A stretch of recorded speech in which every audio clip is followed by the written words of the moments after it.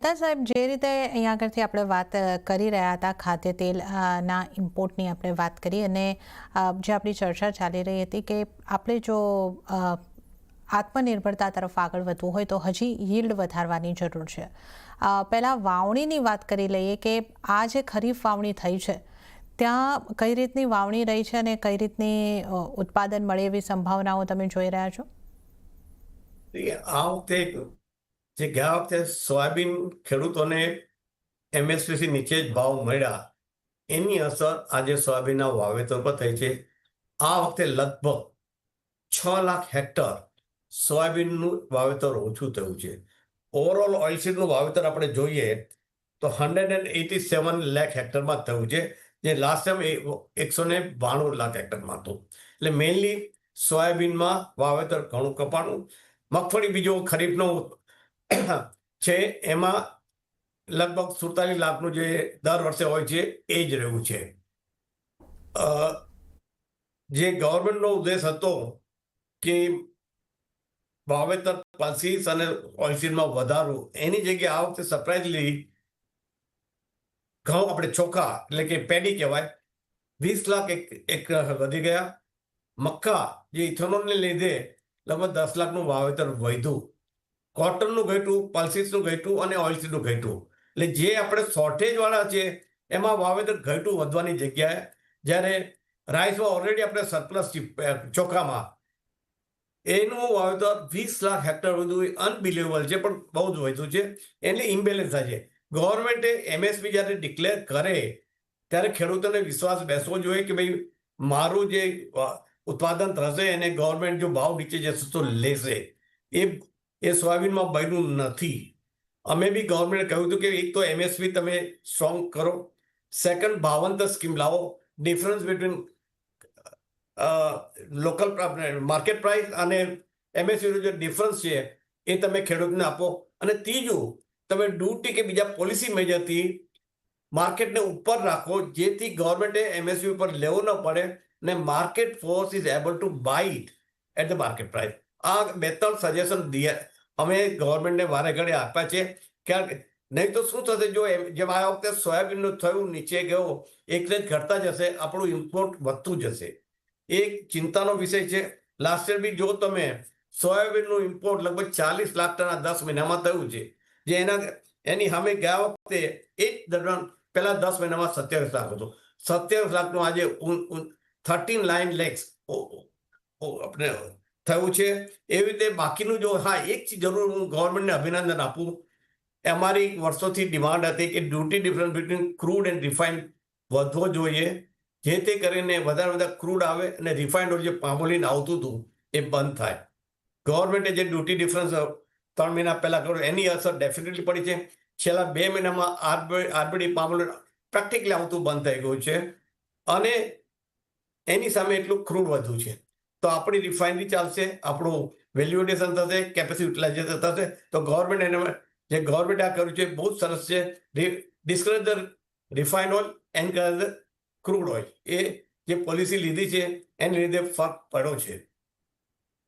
Okay, આપણે અહીંયા આગળથી સોયાબીનનું વાવેતર કેમ ઘટ્યું છે એના કારણોની વાત કરી અને ગવર્મેન્ટના જે પગલાં છે, ડ્યુટી ડિફરન્સ અહીંયા આગળથી લાવવામાં આવ્યો છે ક્રૂડ પામ ઓઇલ પર, એની એક પોઝિટિવ ઇમ્પેક્ટની વાત કરી.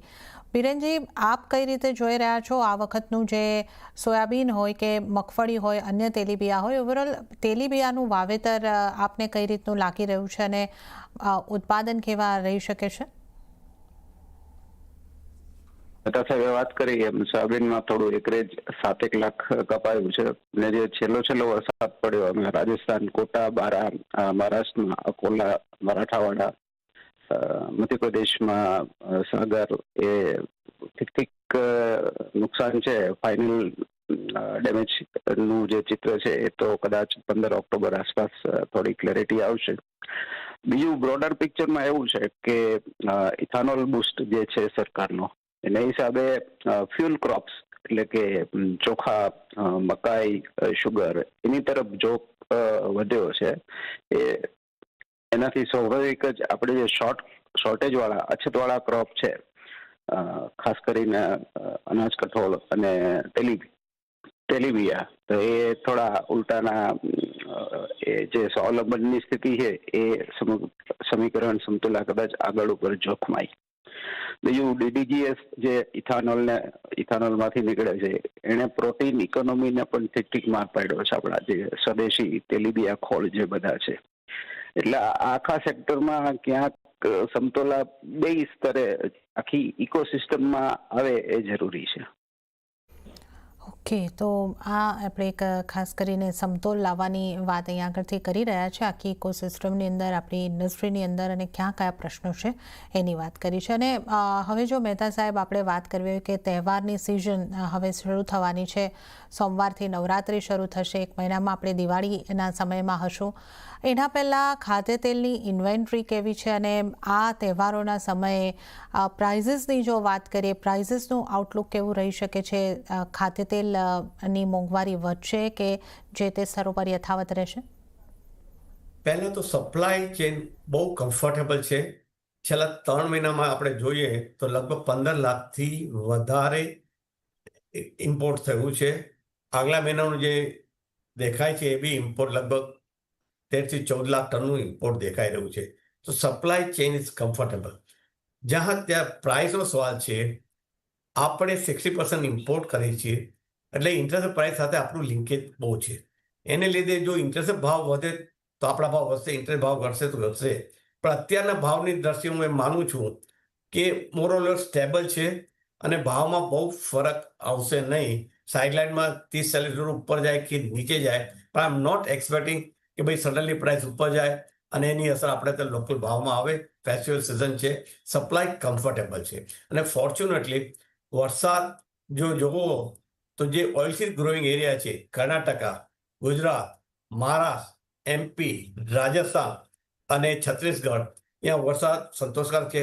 થોડુંક ડેમેજ રાજસ્થાનમાં છે, પણ ઓવરઓલ ઓઇલસીડનું પિક્ચર સારું છે.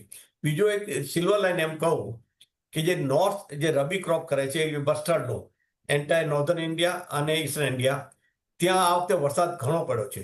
પણ એનો ફાયદો એ થશે કે બધા રિઝર્વ ફૂલ છે, કૂવામાં પાણી છે, એટલે મસ્ટર્ડનો ક્રોપ અથવા તો ઘઉંનો ક્રોપ જે રબીમાં આપણે લઈએ એમાં પાણી બહુ અગત્યનો ભાગ ભજવે છે અને એને લીધે એ ઉત્પાદન આપણું વધશે એમ લાગે છે. અને જે બીજું બી આવે છે કે આ વખતે કદાચ ઠંડી વધારે પડશે. ઠંડી વધારે પડે તો રબી ક્રોપ માટે સારી જ છે. એટલે 2-3 એ પોઝિટિવ ફેક્ટર છે. અત્યારે નોર્થ ઇન્ડિયામાં બહુ નુકસાન થયું છે વરસાદનું, પણ રબીમાં એને લીધે કદાચ થોડો ફાયદો બી થશે એવું લાગે છે. ઓકે, તો આ તહેવારોમાં ખાદ્ય તેલની જો વાત કરીએ તો અહીંયા એટલી બધી કિંમતોમાં ઉછાળો નહીં રહે, લગભગ સ્ટેબલ પ્રાઇસીસ આપણે જોઈશું. ત્યારે જ